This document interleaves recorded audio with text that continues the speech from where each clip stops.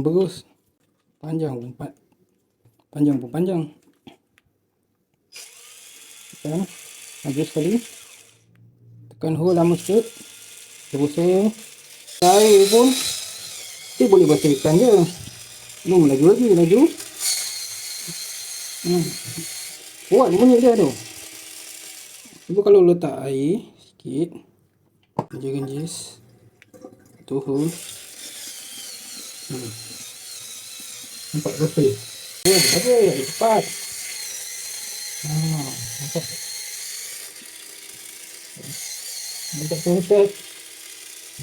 Kat celah-celah ni pun boleh bersih kan. Nampak. Slow dia. Tak laju. Motor brushless dia memang kuat. Slow je ni. Kalau laju cepat bersih. Nampak.